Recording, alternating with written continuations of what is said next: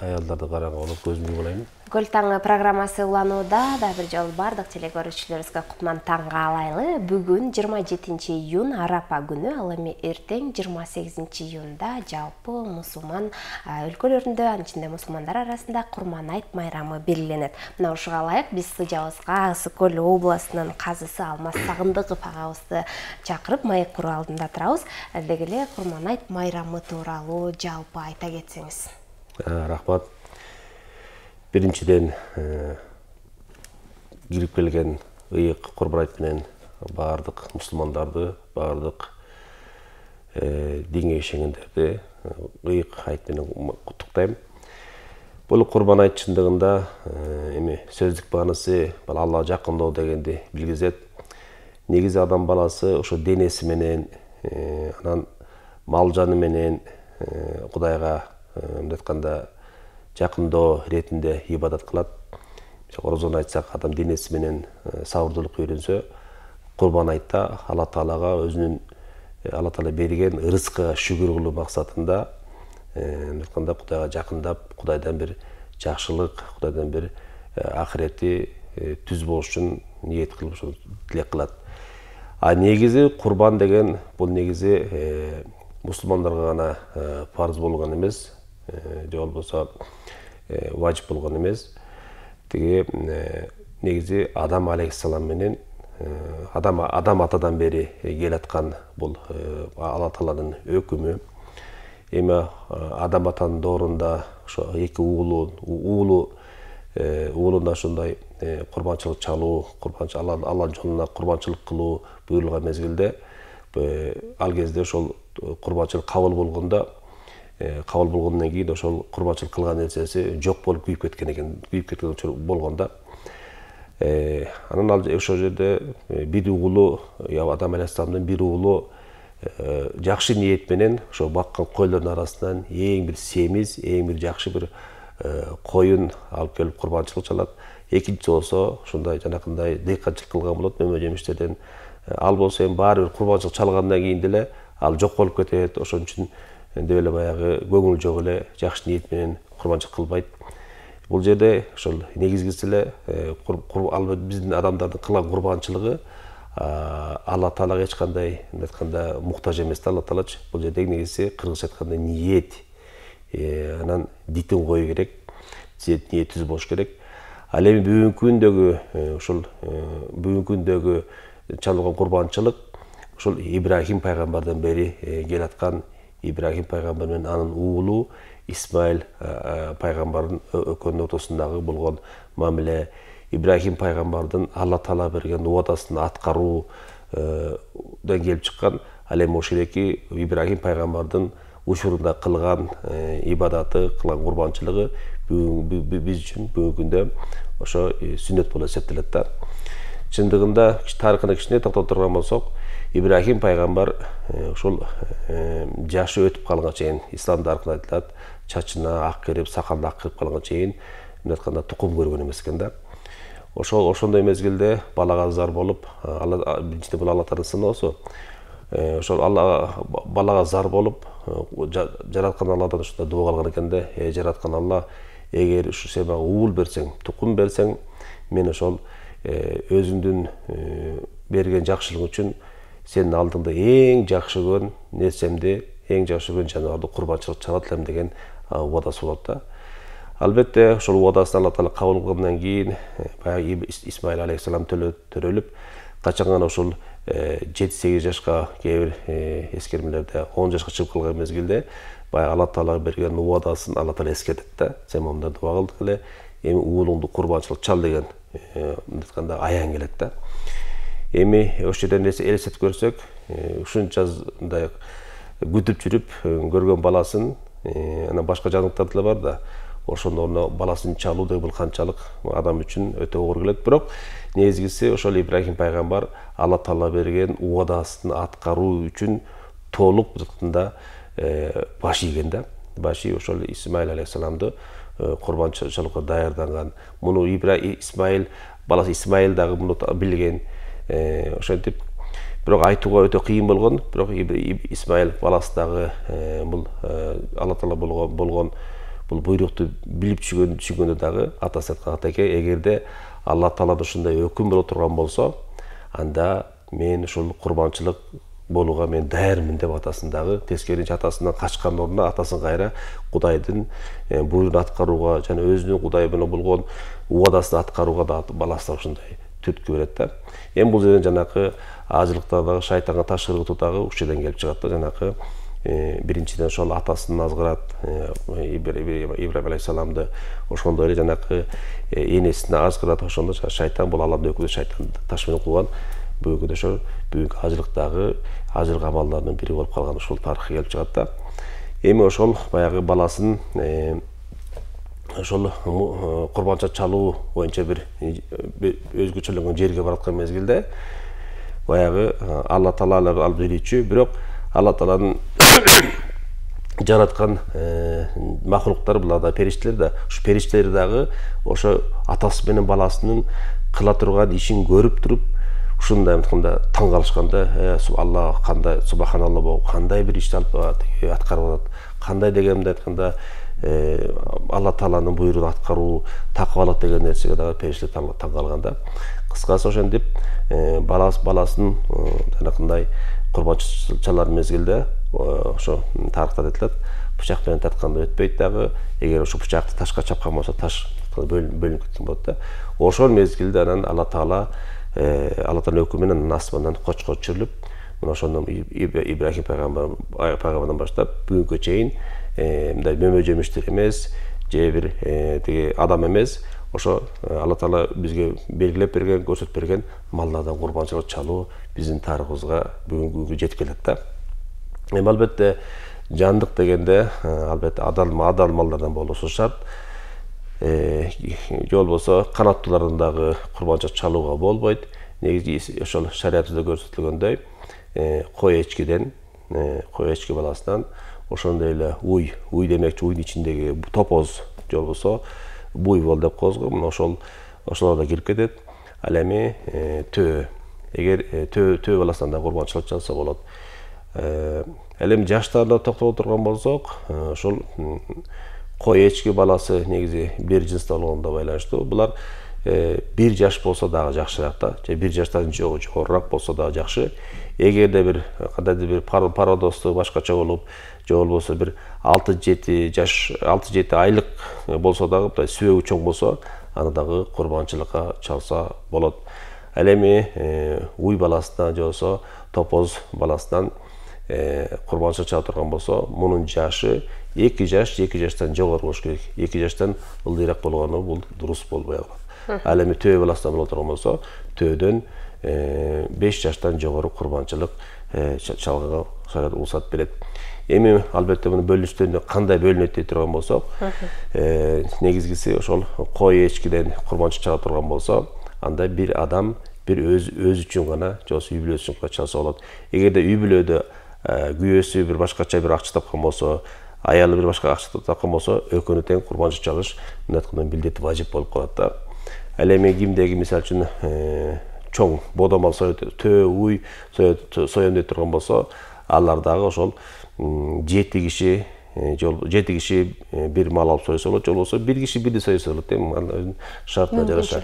Бирок эгерде 7 адам союп аткан мезгилде, 7 адам акча чогултуп алгандан кийин 7-өн тең мындай ниети түз болуш керек да. 7-өн тең мындай курбанчылык чалам деген ойдо ниетте болуш керек. Болбосо бирөөнүн ою башкача болуп калган болсо, баягы мындай соом деген сыяктуу ниет болуп калган болсо, анын дагы кабыл болушу, же болбосо анын соомду азабы болуп калышы бул толук ыктымал да. Ошон үчүн эң биринчи башында айттык, ошол ниет болуш керек. Кандай болсо дагы ниет түз болуш керек.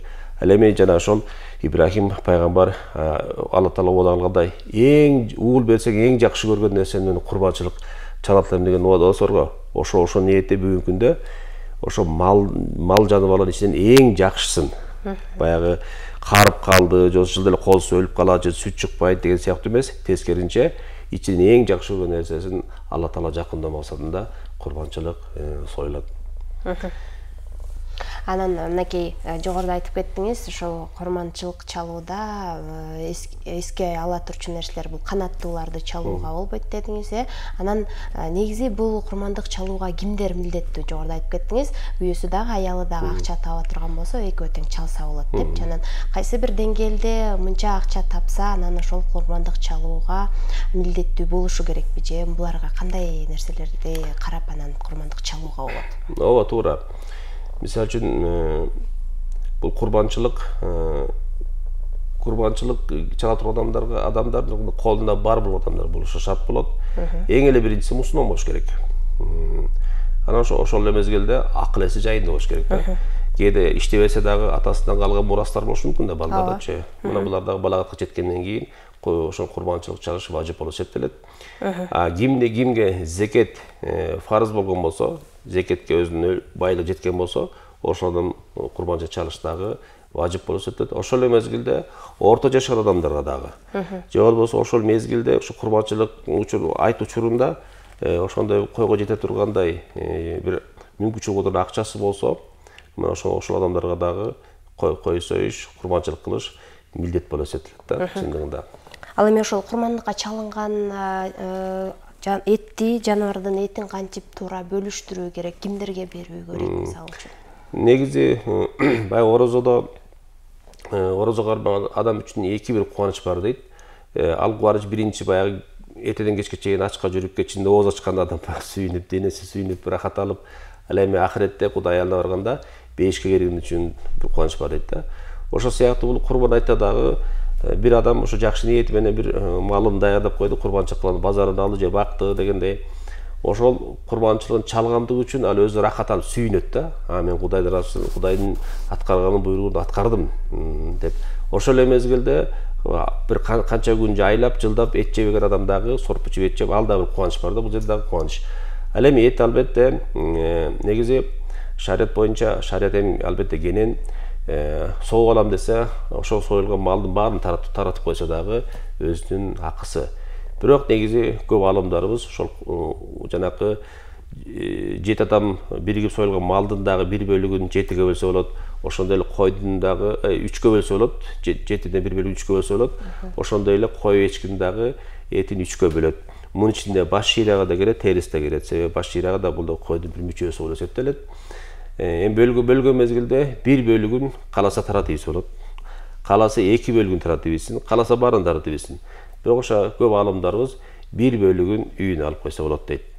1/7-ün кошто колоңдор менен 1/7-ün таратса болот. Бул жерде кошто колоңдор албетте мындай колунда жок, кем болушу мүмкүн. Бирок бул жерде ошо майрамдын, Алла Тааланын майрамын даңазолоо, майрамды жайылтуу, мусулман бири-бирине мындай жакшы кубаныч тартуулоо максатында ошондой коштону жесе болот. Анан мынакей курман айтка жакын Арапа күнүндө орозо кармоо боюнча дагы жакшы сооп табууга болот деп айтылып келет. Ушуга да токтоло кетсеңиз. Эми албетте негизи орозо айтта ай башында айтылат эмеспи? Себеби ай менен башталып, ай менен бүтөт. Курбан айтта болсо Арафа деп айтабыз. Арап кылса Арапа деп коебуз го. Арапча Арафа. Арапа күнү дейбиз. Арап себеби курбан айт ай жагыргандан кийин 10-күн айт болот да. Ошонун 9-күнү Арапа болот. Мына бүгүн 27-июнь Арапа күнү. Албетте Арапа күнүн эми мындай айтканда фазилети өтө чоң деп айтсак болот. Негизи эле ушул Зулхижжа, арапча хаж айы да. Хаж айынын 10 күндүгүндө береке бар да, пайгамбардын айткан хадистери бар да. Мисалы үчүн бизде деген айттың мубарек болсун, жума мубарек болсун деп айтабыз го. Аларды болсо ошо 10 күндүгүн, Зулхижжанын 10 күндүгүн берекелүү болсун деп да бири-бирине жакшы сөз айткандар бар да. Анан эми Арафада орозо тутуу дагы чоң сооптордун бири. Албетте бул фарз эмес, эгер кимде ким кармабаса күнөө жок, бирок орозо кармаш бир сүннөт амалдарына кирет. Муну соон айта турган болсо, кимде ким ушу Арапа күнү орозо кармай турган болсо, мунун 2 жылдык күнөөлөрү кечирилет деген пайгамбар хадиси бар. Өткөн жыл жана бул жылдыкы кечирилет деген пайгамбарыбыздын хадиси бар. Ошол диетте орозо кармаса, албетте Алла Тааладан сөзсүздө бир жакшы кабыл, жакшы бир белектер бар. Ал эми Misal үчүн бүгүнкү күндө ошо эң күндөрдүн эң жакшы күнү болгон Арапа күнү. Мына бүгүн бүтүн дүйнөбүздүн 4 бурчунан барган ажылар бүгүн Арафат тоосунда ошол жерде бүтүн эл жерге, бүтүн жалпы мусулмандарга тынчтык үчүн, ынтымак үчүн, берек үчүн, ден соолук үчүн жана башка үчүн дуа кылып атышат. Ал эми алар ажыга баргандар Арафа күнү орозо карбаш шариатка туура келбейт. Ал эми бияктагы Арафа күнү ажыда жүрбөгөн, сапарда жүрбөгөн адамдар орозо кармаса жанакындай 2 жылдык сооп алышат. Мисалы үчүн ден соолугуна байланыштуу орозо айында да орозо кармабастан, бирок ошол 2 күндүк Арапа күнүндөгү орозо кармаса болот, бул?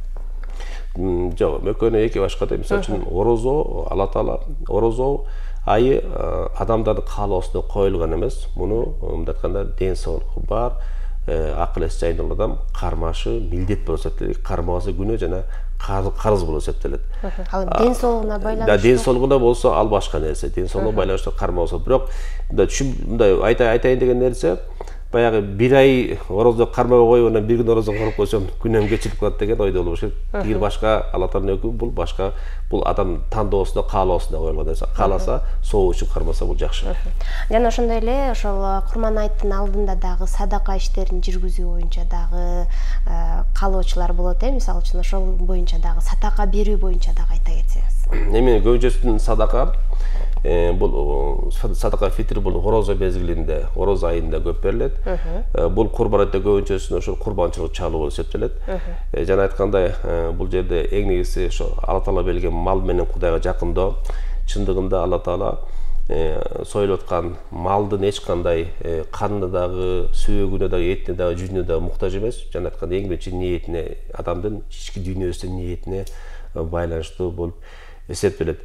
Эле ушул көбүнчөсүн бул жерде садака бергендер ошол кой союп таратып, ошол садака. Ал мисалы бул акчалай берүү дагы, эт аркылуу да берүү дагы бул садака болуп эсептелет. Себеби сүйүктүү пайгамбардын жакшы бир хадиси бар.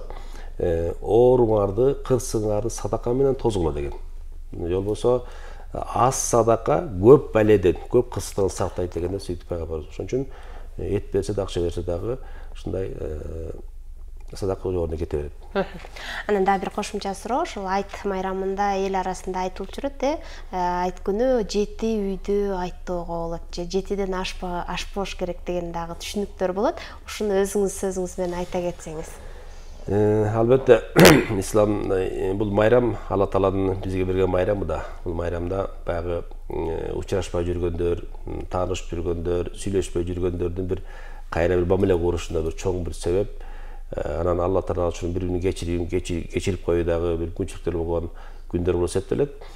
Негизи ушул айтка ар бир эки айттын кайсысы болбосун, ошо айтка бараткан мезгилде жакшынакай кийим кийип, мейли жаңы болсо андан жакшы, эски болсо жакшынакай таза кылып алып, анан бир атыр жуттуу нерсени сүйкөнүп алып, анан намазга баратканда бир жол менен, анан кайра келатканда башка жол менен келиш, бул пайгамбарыбыздын жосо намаздын сүннөттөрүнүн бири да. Эми бизде баягы кыргызча сөз болуп калган, айттан кийин 7 үйдү кыдырыш керек, 7 үйгө барып коронок кылыш керек дегенче, андай нерселер шариатта, хадистерде көрсөтүлгөн эмес. Бул жерде эң негизгиси ошо жанакы эле бирин-бири зыярат кылып, же болбосо бирин-бирин айтканда куттукташын деген сөз. Бир үй болобу, 7 үй же 73 деген нерсе эмес. Адамдын мүмкүнчүлүгүнө жараша, шартына жараша бүгүнкү күндө тиги телефон менен сөйлөшүп койсо, куттуктап койсо болот, же болбосо үйүнө барып куттуктап койсо болот. Анан сөзсүз ал үйгө барып, Куран окуп, анан чай ичиш керек деген дагы мындай акылда көп болбош керек. Анан негизи бул адамдарда бөлүп алганда бул тиги орозо айт өлгөндөрдүкү, анан бул тирилердүкү депчи. Албетте майрам тирилердүкү. Эми албетте бул тирүү өлүк деп биз бөлбөйбүз, шариат аны бөлбөйт. Бирок албетте майрамдарда дагы ошо өтүп кеткендерге, ошолордун арбактарына багыштап коронок койсок, ага дагы жакшынакай сооптор бар. Албетте биз дагы ошол жака баруучубуз. Аллардын арбактары разы болсо, биздин дагы иштерибиз оңолот. Мынакей, сиз жакшы айтып кеттиңиз. Чындыгында эле кыргыз элинде, жалпы эл журтубузда ушундай түшүнүк болуп калган. Курман айт майрамында бул өлгөндөрдүн майрамы, ошон үчүн анчалык айттоого болбойт деп дагы түшүнүп алышкан да. Демек, бул антип бөлүп кароого болбойт. Жакшы экен. Анан мынакей убактыбыздын тардыгына байланыштуу сизге эркин микрофон бере кетейин. Жалпы момун мусулман бир туугандарыбызды бүгүнкү эртеңки кирип келе жаткан Курманайт майрамы менен куттуктоо сөзүңүздү айтып, жакшы каалоо тилегиңизди айтып. Рахмат. Эми кыргызда бир жакшы сөз бар. Пейлиң доңдо дитиңди түздө деген жакшы сөз бар. Ошол бул бекер айткан сөз эмес. Ошондуктан жалпы элибизге, жалпы мусулмандарга ошо мына жакын кирип келди Курманайт. Ушу Курманайтта кыла турган жакшы амалдарды, кыла турган курбанчылыктарды Кудай Таала биринчиден кабыл кылсын. Ошондой эле ушу элибизге ар ким ошо мага бер деп дуа кылбайт деп мен ишенем. Тескеринче ушу жалпы элибизге, жалпы мамлекетибизге дуа кылабыз. Ошонун ичинде баардыгыбыз барбыз. Мына ошо кыла турган дуаларыбыз, тилектерибиз Кудай Таала кабыл кылсын. Ар дайым ар бир үйдө жакшылык болсун, ар бир үйдө ибадат болсун, ар бир үйдө тынччылык, береке болсун.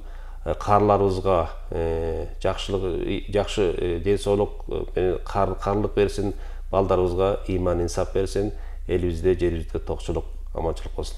Айтканыңыз келсин эле, сизди дагы эртеңки кирип келе жаткан Курманайт майрамыңыз менен куттуктайм. Элибиз, журтубузга эмне кааласыңыз, өзүңүзгө дагы эки эселеп кайтсын дейли. Ардактуу замандаштар, телекөрүүчүлөр, бүгүн бизде мейманда Ысык Көл облусунун казысы Алмаз Сагындыков болду. Ал эми биз болсо сапарыбызды улантабыз. Жогоруда Алмаз Сагындыков агабыздын өз оозунан да угуп кеттик. Бул садака берүү дагы акчалай түрүндө дагы берүүгө болот экен, жана ошону менен катар курмандык чалуу аркылуу дагы садака берип, кедей кембагалдарга, колунда жокторго дагы аз да болсо жардам берүүгө баарыбызда мүмкүнчүлүк боло турган болсо, бул нерселерди дагы аткарууга аракет кылалы. Ал эми азыр болсо жагымдуу музыкалык чыгармага кезек берели, андан соң Көл таң программасы өзүнүн